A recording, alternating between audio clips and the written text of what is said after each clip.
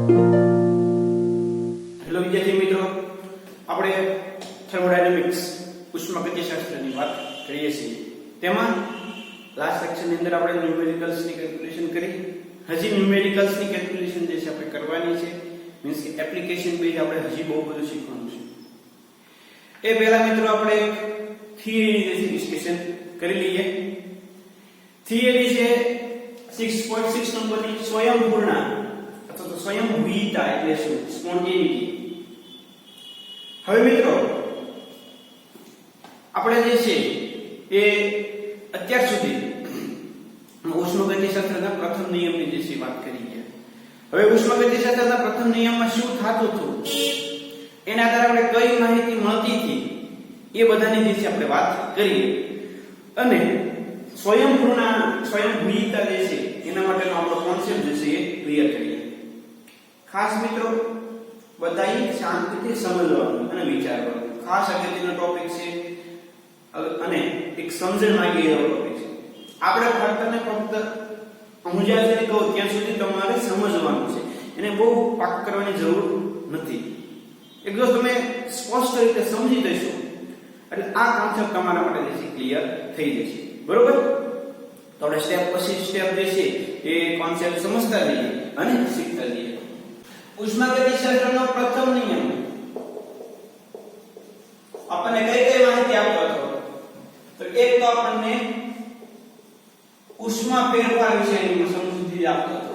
એટલે ઉષ્મા ગુમાવે, ઉષ્મા મેળવે, એક એના વિશેનો આપણને ખ્યાલ મળતો હતો. અને ત્યાર પછી કાર્ય એટલે કે પ્રણાલી પર કાર્ય થાય કે પ્રણાલી વડે કાર્ય થાય. આ બે કોન્સેપ્ટની વાત આપણને ઉષ્માગતિશાસ્ત્રના પ્રથમ નિયમના આધારે છે એ મળતી હતી. આનાથી વિશેષ કોઈ માહિતી આપણને ઉષ્માગતિશાસ્ત્રના પ્રથમ નિયમના આધારે મળતી નહોતી. કઈ માહિતી એક્સ્ટ્રા માહિતી કઈ કહેવાય મિત્રો? તો કે મિત્રો ઉષ્માગતિશાસ્ત્રનો પ્રથમ નિયમ ઉષ્માના નિયંત્રણ વિશે, ઉષ્માના નિયંત્રણ વિશે કોઈ માહિતી આપતો નથી. ઉષ્માનું નિયંત્રણ કઈ રીતે થાય એના વિશે મિત્રો આપણને કોઈ માહિતી આપતો નથી. અને મિત્રો આપણે બધાને ખ્યાલ છે કે આ ઉષ્મા જે છે એનું વહન એક જ દિશામાં થાય. એનું વહન એક જ દિશામાં થાય.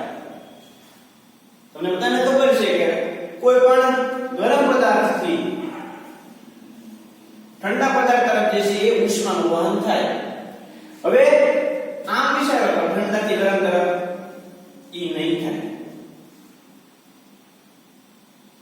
તો કે એક જ દિશામાં વહન થાય છે. તો મિત્રો જે કોઈ પ્રક્રિયાની અંદર પ્રક્રિયા એક જ દિશામાં થતો હોય, કોઈ પણ પ્રક્રમ આ સમજજો, કોઈ પણ પ્રક્રમ એક જ દિશામાં થાય તો એ પ્રક્રમને જે છે એ સ્વયંપૂરણ પ્રક્રમ તરીકે ઓળખવામાં આવે. એટલે કયા પ્રક્રમ તરીકે ઓળખવામાં આવે? સ્વયંપૂરણ પ્રક્રમ.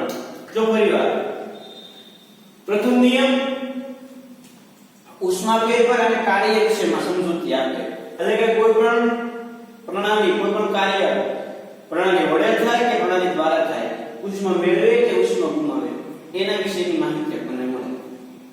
પણ ઉષ્માના નિયંત્રણ વિશે કોઈ માહિતી આપણને પ્રથમ નિયમ આપતો નથી. આ વહન જે છે ઉષ્માનું એક જ દિશામાં થાય. ઉદાહરણ તરીકે ગરમથી ઠંડા તરફ. હવે વિરુદ્ધમાં વિચારો કરો કે ઠંડાથી ગરમ તરફ ઈ નહીં થાય.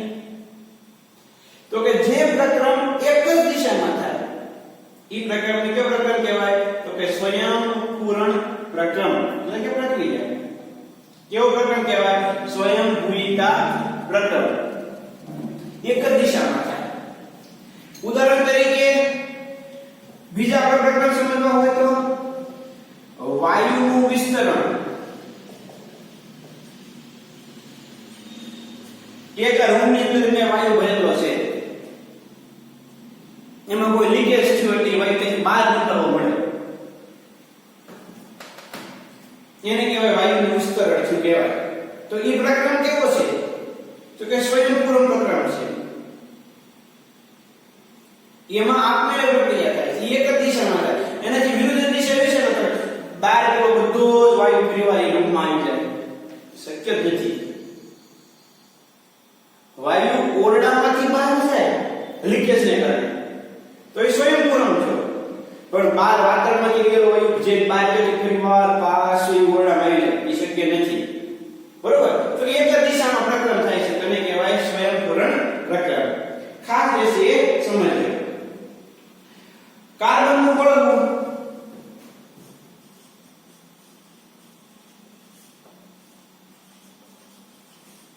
કોલસાનું દહન થાય, વિચારો તો કાર્બન ડાયોક્સાઇડ બને.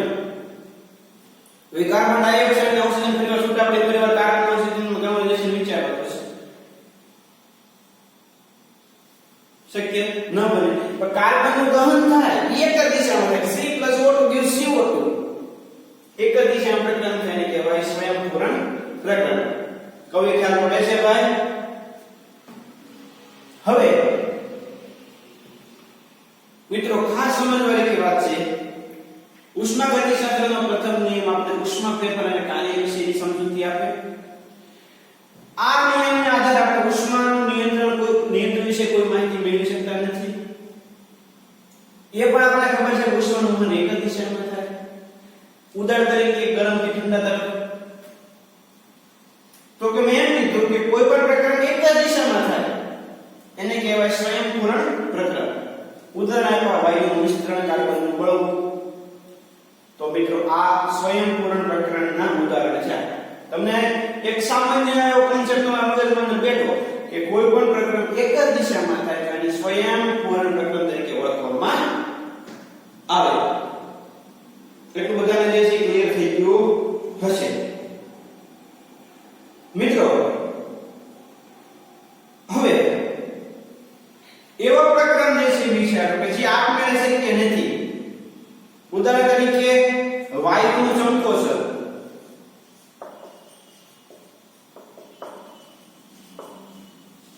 CO2 નું વિઘટન,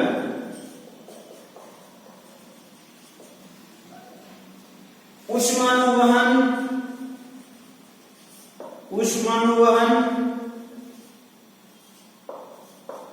ઠંડાથી ગરમ તરફ, ગરમથી ઠંડા તરફ તો થાય જ તે, પણ ઠંડાથી ગરમ તરફ આ પ્રકરણ શક્ય છે તો કે નહીં? તો આ પ્રકરણને સ્વયંપૂર્ણ પ્રકરણ કહેવાતા નથી.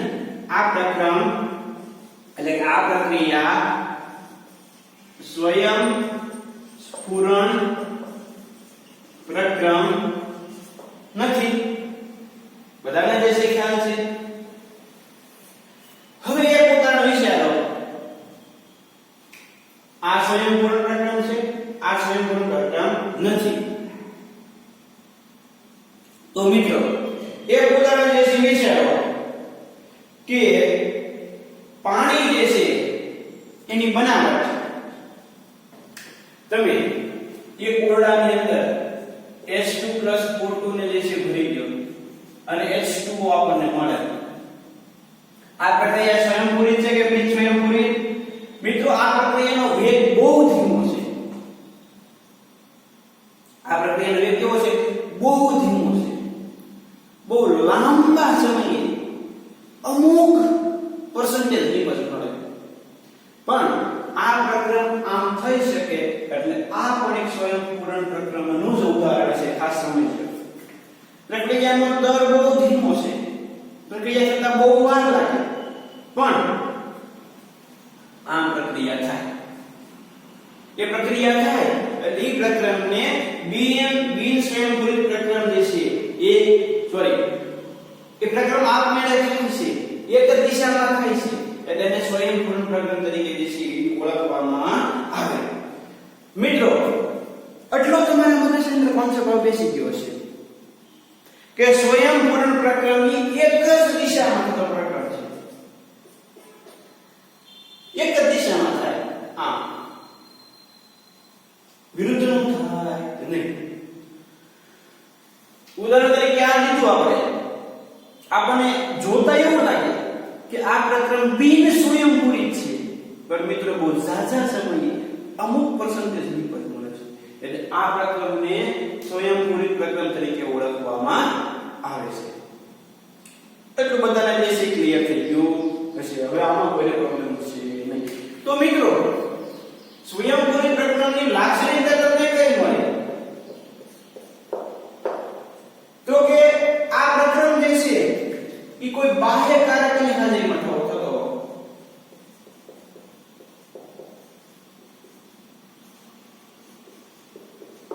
બાહ્ય કારકની હાજરીમાં થાય. આપણે બાહ્ય કારક એટલે એવું કોઈ પ્રક્રિયા કરાવતું હશે કે જેના કારણે પ્રક્રિયા થાય. બીજું, પ્રક્રિયાના દર વિશે કોઈ માહિતી મળતી નથી.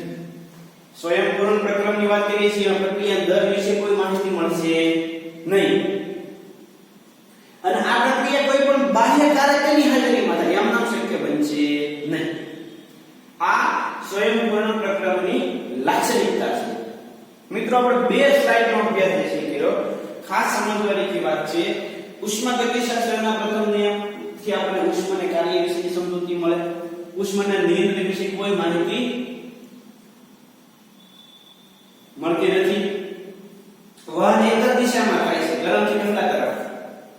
એટલે મેં એક સામાન્ય વાત કરી કે કોઈ પણ પ્રક્રમ જો એક જ દિશામાં થતો હોય તો એને કેવો કહેવાય? સ્વયંપૂર્ણ પ્રક્રમ તરીકે ઓળખવામાં આવે. ઉદાહરણ તરીકે વાયુનું વિસ્તરણ, કાર્બનનું બળવું, એ કેવા ઉદાહરણ છે સ્વયંપૂર્ણ. વાયુનું સંકોચન થવું, વાયુ ભેગો થવો, કાર્બન ડાયોક્સાઇડ બન્યો એનું વિઘટન, ઉષ્માનો ઠંડાથી ગરમ થવો, આ સ્વયંપૂર્ણ પ્રક્રમ નથી. મેં એક ઓરડાની અંદર આ બંનેને ભરી દીધા.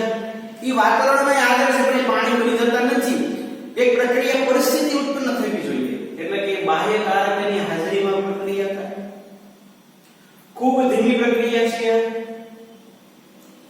એટલે લાંબા સમય અમુક પર્સન્ટેજ મળે. તો કે આ સ્વયંપૂર્ણ પ્રક્રમની લાક્ષણિકતા કઈ? તો કે મિત્રો આ પ્રક્રિયા કોઈ પણ બાહ્ય કારકની હાજરીમાં થશે અને પ્રક્રિયાના દર વિશે કોઈ માહિતી આપણને મળશે નહીં. તો મિત્રો આ થિયરી છે. હવે આપણે ટેક્સ્ટ બુકની લાઈન ટુ લાઈન રીડ કરતા જઈએ અને આમાં જે છે ને કમ્બાઈન કરતા જઈએ અને આપણે જે છે સમજતા જઈએ. એમાં પહેલી સ્લાઇડ, ઉષ્માગતિશાસ્ત્રનો પ્રથમ નિયમ આપણને ઉષ્માનું શોષણ અને પ્રણાલી પર અથવા પ્રણાલી વચ્ચે થયેલા કાર્ય વચ્ચેના સંબંધ વિશે કહે છે. તે ઉષ્માના વહનની દિશા પર કોઈ પણ નિયંત્રણ મૂકતો નથી, એટલે કે ઉષ્માના નિયંત્રણ વિશે કોઈ માહિતી આપતો નથી. કોણ? પ્રથમ નિયમ. પરંતુ ઉષ્માનો પ્રવાહ એક દિશાએ હોય ને, ઉષ્મા બધાને ખબર છે કે ગરમથી ઠંડા તરફ જ જાય, એટલે કે ઊંચા તાપમાનથી નીચા તાપમાન તરફ ઉષ્માનું વહન થાય. ખરેખર તો કુદરતી રીતે થતા પ્રક્રિયામાં ભલે તે રાસાયણિક હોય કે ભૌતિક હોય, તે સ્વયંપૂરી રીતે એક જ દિશામાં જવાનું વલણ ધરાવે છે. બધા પ્રક્રિયા કઈ દિશામાં જાય? એક જ દિશામાં જાય. ઉદાહરણ તરીકે કાયપકડના વાયુનું ફેલાઈ જવું. 1 લિટર વાયુ જે છે આખા વાતાવરણમાં ફેલાય છે. એ ફેલાય જુદો પડે તો એ સ્વયંપૂરી એક જ દિશામાં થાય.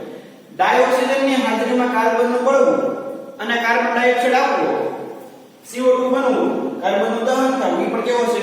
સ્વયંપૂર્ણ પ્રક્રમ છે. પરંતુ ઠંડા પદાર્થ તરફથી ગરમ પદાર્થ તરફ પોતાની મેળે વહેશે નહીં. ઉષ્મા જે છે એ ઠંડાથી ગરમ તરફ ન જઈ શકે. પાત્રમાંનો વાયુ સ્વયંપૂર્ણ રીતે સંકોચન અને પાત્રને ખૂણામાં નહીં ગોઠવાય, એટલે કે વાયુનું સંકોચન નહીં થાય. કાર્બન ડાયોક્સાઇડ સંયુક્ત કાર્બન ડાયોક્સાઇડમાં નહીં ફેરવાય. આજે કાર્બન ડાયોક્સાઇડ CO2 નું વિઘટન કીધું, એ આપમેળે નહીં થાય, નહીં ફેરવાય. અને આવા ઘણા બધા સ્વયંપૂર્ણ થતા ફેરફારો એક દિશીય જ હોય છે. એટલે અહીંયા આ કોન્સેપ્ટ પૂરો થઈ ગયો. કેવો? ડાયોક્સાઇડમાં ફેરવાશે નહીં, વાયુનું સંકોચન કર્યા થશે નહીં. ત્યાર પછી ઠંડાથી ગરમ તરફ ઉષ્માનું વહન આપેલ થશે નહીં. અને આવા ઘણા બધા સ્વયંપ્રતિક્રિયા ફેરફારો એકદિશીય જ હોય છે. કયા ફેરફારો? એટલે કે આ પહેલા વાયુનું વિસ્તરણ, કાર્બનનું બળવું, એ બધા ફેરફારો કેવા છે? એકદિશીય જ હોય છે. કીધું ને એક જ દિશામાં થાય, એકદિશીય જ હોય છે. આવા આપમેળે થશે નહીં. એ એક જ દિશામાં થાય, એની વિરુદ્ધની દિશામાં જશે નહીં.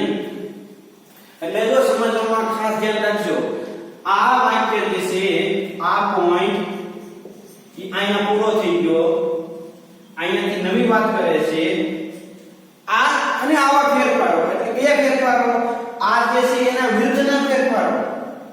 આ જે આપ્યા છે આ આપમેળે ન થાય, આ થશે, એક જ દિશામાં થશે. તો કે એક જ દિશામાં જે ફેરફારો થતા હોય એને સ્વયંપૂરિત પ્રક્રિયા તરીકે ઓળખવામાં આવે. એટલે કે આ બધા સ્વયંપૂરિત છે, કેમ કે એની વિરુદ્ધની દિશામાં શક્ય બનશે નહીં. આપણે પૂછી શકીએ કે સ્વયંપૂરિત રીતે થતા ફેરફારોનું પ્રેરક બળ શું હશે? કેમાં એક જ દિશામાં થાય છે, એના માટેનું કોઈ ડિરાઇવિંગ ફોર્સ. સ્વયંપૂરિત ફેરફારની દિશા કોણ નક્કી કરે? આપણે એવું પણ નક્કી કરીશું. પહેલો પ્રશ્ન આપણને છે કે સ્વયંપૂરિત રીતે પ્રકરણ કરતા હોય ડિરાઇવિંગ ફોર્સ શું છે? એ સ્વયંપૂરિત પ્રકરણની દિશા કોણ નક્કી કરશે? કઈ? આ દિશામાં થાય એટલે વિસ્તરણ થાય કે સંકોચન થાય? ગરમથી ઠંડા તરફ થાય કે ઠંડાથી ગરમ તરફ જાય? નક્કી કોણ કરે? દિશા કોણ નક્કી કરે? એનો ડિરાઇવિંગ ફોર્સ કોણ હશે? આ બંને પ્રશ્નોનો જવાબ જે છે એ આપણે હવે કરવાના છીએ. સમજાણું? આ બે જે પ્રશ્ન કીધા તમને કે આ દિશામાં પ્રક્રમ થાય કે આ દિશામાં થાય, આ દિશામાં થાય કે આ દિશામાં થાય, નક્કી કોણ કરે? બીજું, કોઈ ડિરાઇવિંગ ફોર્સ હશે, કોઈ બાહ્ય કારક હશે, તો જ આ પ્રક્રમ શક્ય બને. તો કેમ આપણે ખબર પડે કે પ્રેરક બળ શું છે? એવા પ્રશ્નોનો આન્સર જે છે આપણે આ પાઠની અંદર મેળવવાના છીએ. ક્લિયર? બે સ્લાઇડ જે છે મિત્રો ખાસ સમજવા જેવી છે અને આપણે બળવર્ગથી જે છે તમને સમજાય પણ સમજાય છે તમને વસ્તુ જે છે કરવાની છે. એક આપણથી તમારો વાત જે છે સેન્સ જે છે કે તમને ખ્યાલ રહેવો જોઈએ, પ્લસ આ રીતે બળવર્ગથી આ કાઢવાનું. અહીંયા સુધી આપણે પહોંચ્યા છીએ સમજતા. બે ઇક્વેશન આપણા મગજને ઉત્પન્ન થયા કે આ સ્વયંપૂરિત ફેરફારોનું પ્રેરક બળ શું હશે, બીજું ફેરફારની દિશા કોણ નક્કી કરશે. આ બે વિષયનો ખ્યાલ જે છે આપણે હવે મેળવવાનો. તો આગળ આપણે સૌપ્રથમ સમજીએ કે આપણે સ્વયંપૂરિત રીતે પ્રક્રિયા અથવા ફેરફાર એટલે શું સમજીએ છીએ. તમે તમારા સામાન્ય અવલોકન પરથી વિચારી શકો કે વિચારવાનું છે વિચારો કે સ્વયંપૂરિત પ્રક્રિયા એટલે એવી પ્રક્રિયા જ્યારે પ્રક્રિયકોનું મિશ્રણ કરવામાં આવે છે ત્યારે જ પ્રક્રિયા પરિણમે છે. કોઈ પણ રાસાયણિક પ્રક્રિયા વિશે વિચારો તો પ્રક્રિયકો ભેગા થાય પછી જ નિપજ બને અને પછી જ પ્રક્રિયા આપમેળે થાય. ઉદાહરણ તરીકે હાઇડ્રોજન અને ઓક્સિજનના સંયોગીકરણનો કિસ્સો લ્યો. આ વાયુઓને ઓરડાના તાપમાને મિશ્ર કરવામાં આવે અને વર્ષો સુધી મૂકી રાખીએ તો આપણને કોઈ અવલોકનીય ફેરફાર નહીં જણાય. એટલે બહુ માઇનોર પર્સન્ટેજ ની અંદર 0.123% ની અંદર આપણને નિપજ મળે.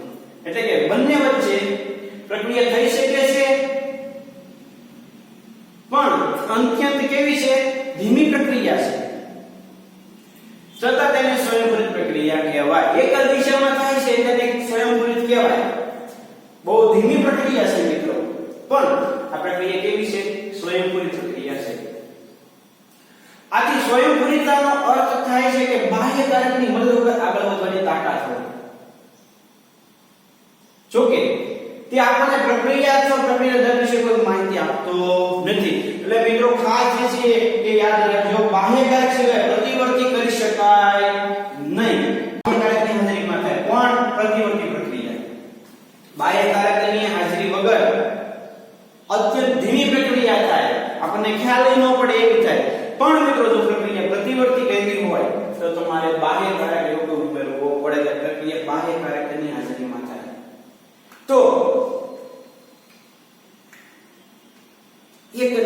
સામાન્ય કોન્સેપ્ટ વિશે તમારા મગજની અંદર આવે કે સ્વયંપૂરિત પ્રક્રમ એ કેવો છે? અપ્રતિવર્તી પ્રક્રમ છે. પ્રતિવર્તી એટલે શું મિત્રો? તો કે પ્રક્રિયકોનું નિપજમાં અને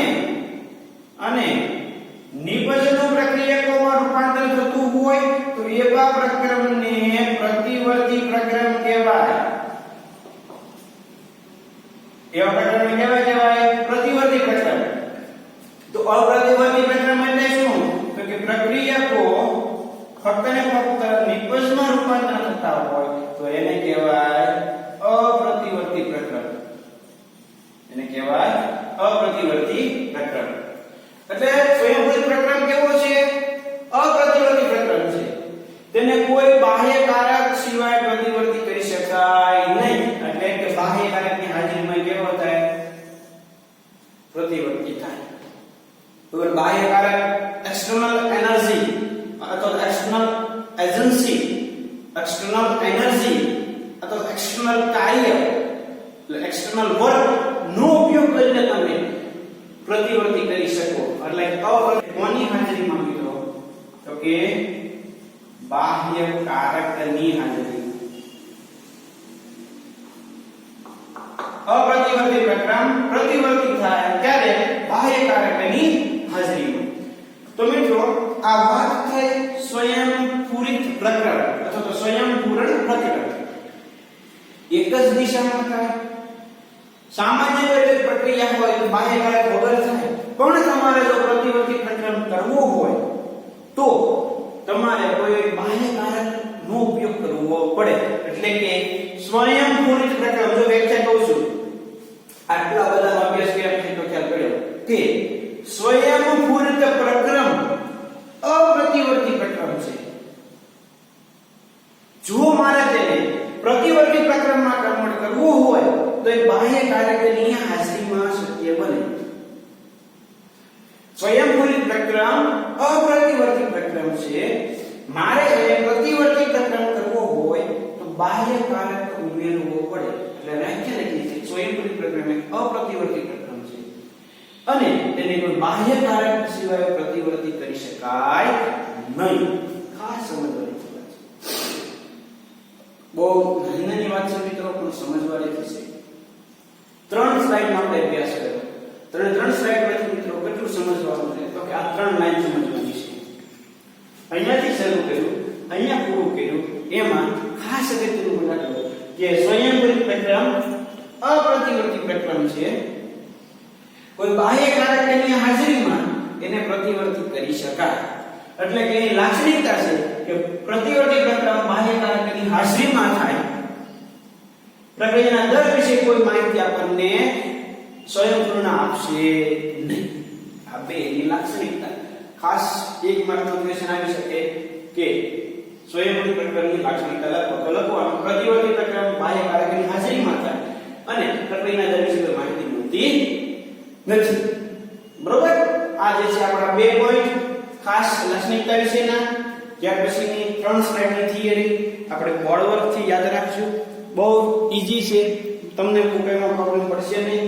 તો મિત્રો આટલું જે છે બધા ફરજિયાત તૈયાર કરી નાખવાનું. બોર્ડ વર્ક ની સ્ક્રીનશોટ લઈ લો. આપણે વાંચતા ગયા હતા અને બેને ભેગા કરતા ગયા હતા.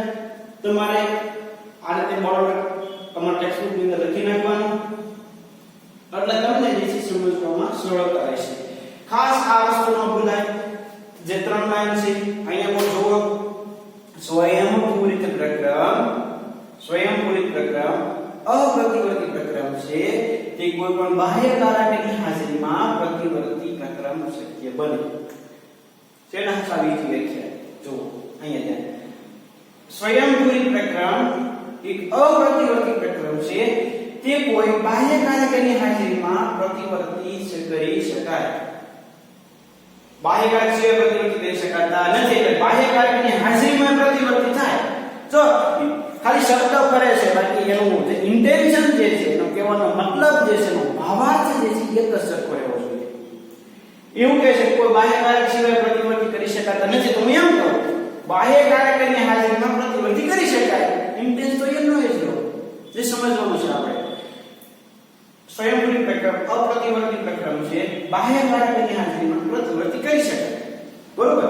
તો મિત્રો ખાસ એટલી વસ્તુ જ્યાં આવતી હતી ત્યાં તમારે લખી નાખવાની, સમજવાની રીતે સરળ છે.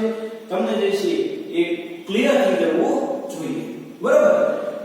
તો મિત્રો હવે આપણે આગળ જવાનું છે. એન્થાલ્પીમાં ઘટાડો પ્રક્રિયાની સ્વયંપૂર્ણ માટેનું અભિલક્ષણ છે. ક્વેશ્ચન માર્ક છે. એન્થાલ્પીમાં ફેરફાર થાય. લખાઈ ગયું છે બધાને? એન્થાલ્પીમાં જે છે એ ફેરફાર થાય તો એ સ્વયંપૂર્ણ માટેનું અભિલક્ષણ છે. તો મિત્રો આપણે એ વસ્તુ સમજી લઈએ. બરોબર?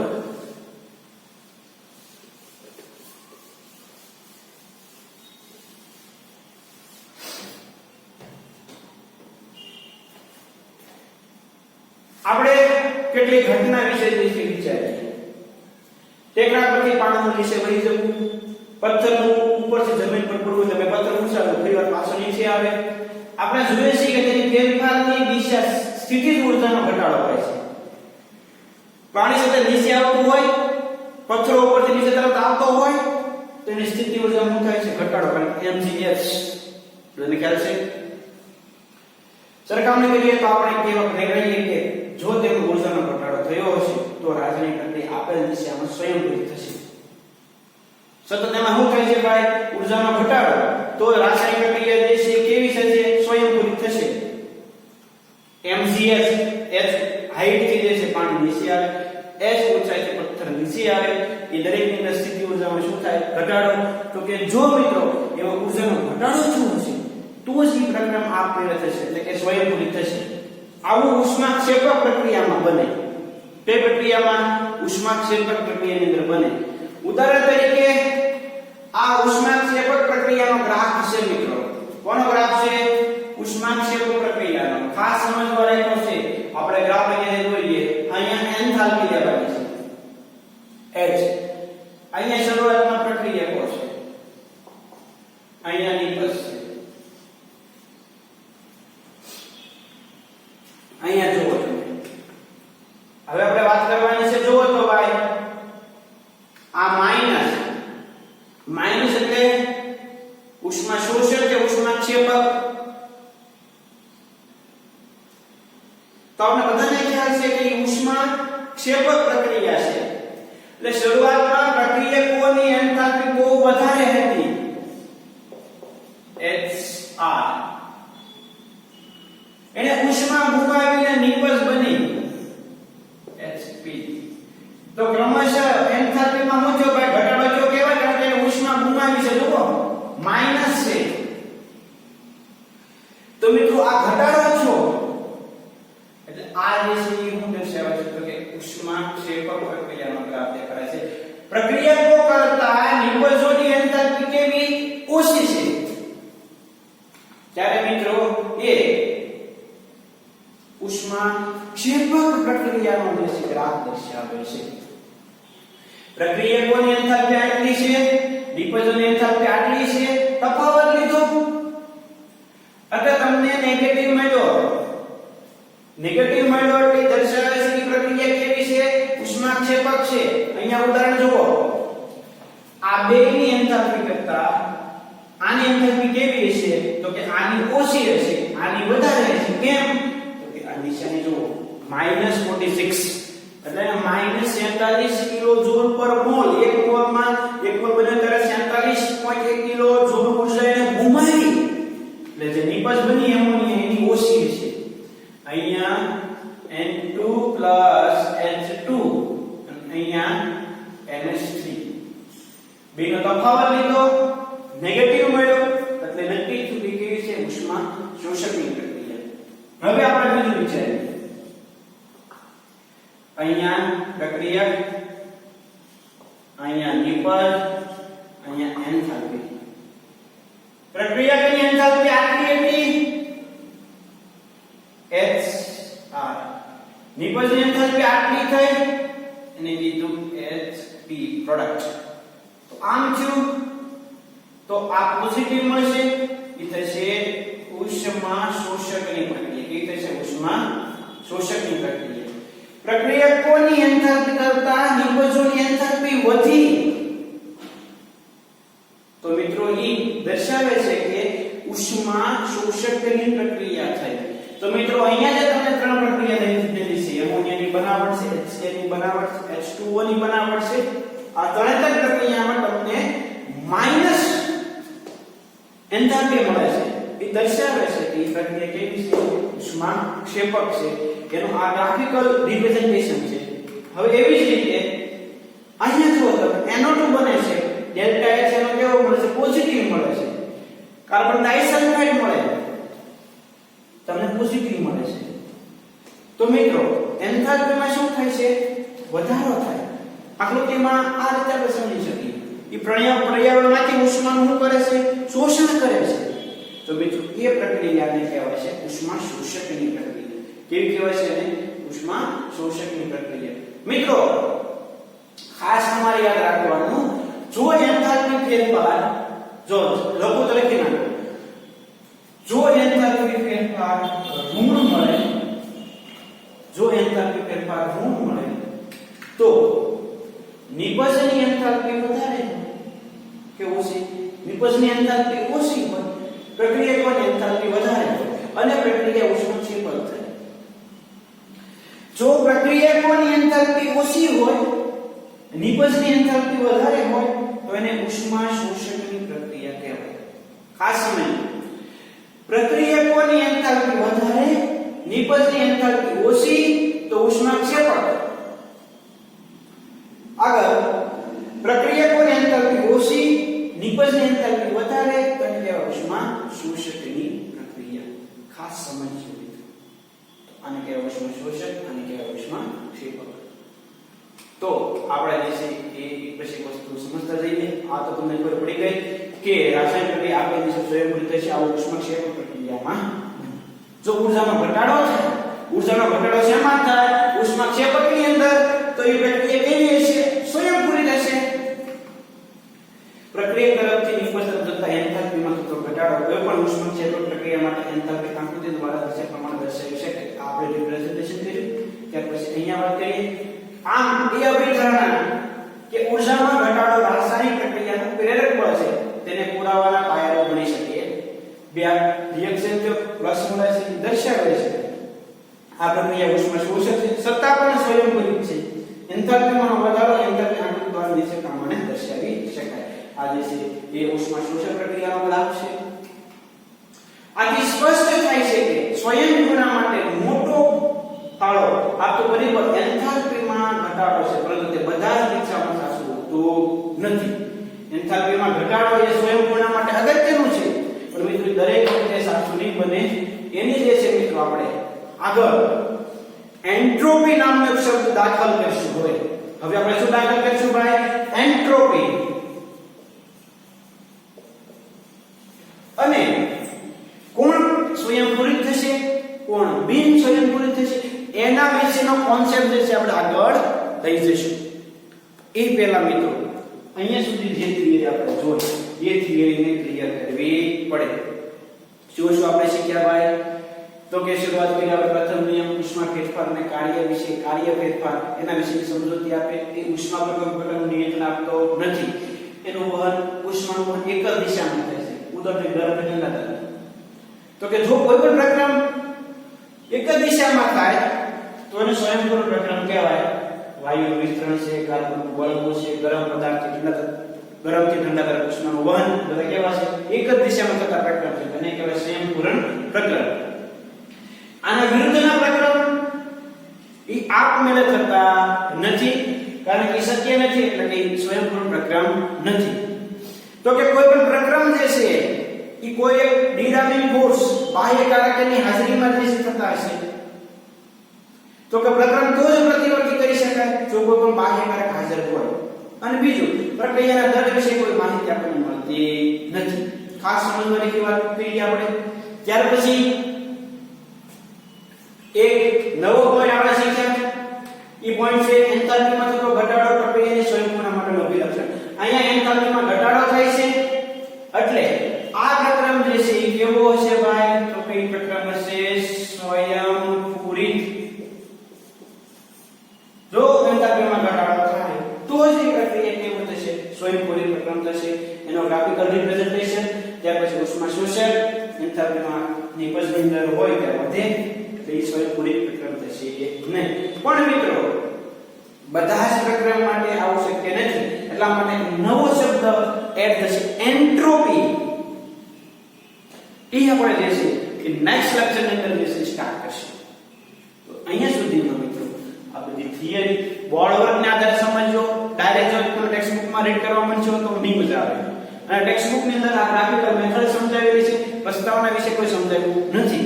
પણ મિત્રો આપણી ફરજ છે બધી વસ્તુ સમજવાની. ક્લિયર? તો અહીંયા સુધી દરેક મિત્રો ક્લિયર કરે. આજે આપણે અહીંયા સુધી રાખી. નેક્સ્ટ લેક્ચર ની અંદર એન્ટ્રોપી જે છે ક્યાં ક્યાં આપણે ભણવાનું સ્ટાર્ટ કરશું. ખાસ દરેક થિયરી મિત્રો સાથે સાથે કરતા રહેજો. એક પણ ઇક્વેશન બાકી ન રહેવું જોઈએ શીખવાની અંદર, કે જેના કારણે આપણે જ્યારે એપ્લિકેશન નીટ જેડબલ્યુ ની એમસીક્યુ સોલ્વ કરીએ ત્યારે આપણને કોઈ પ્રકારનો પ્રોબ્લેમ ન પડે. ઓકે, રોજનું કામ રોજ કરતા રહેજો. દરેક મિત્રો જે છે એ પીડીસ કેમિસ્ટ્રી ચેનલને જે છે સબસ્ક્રાઇબ કરજો. સબસ્ક્રાઇબ કરવાનું ભૂલતા નહીં. ઓકે, તો આજે આપણે અહીંયા સુધી રાખીએ. નેક્સ્ટ લેક્ચરમાં આનાથી આગળ એટલે એન્ટ્રોપીથી આપણે ડિસ્કશન શરૂ કરશું. Okay, thank you.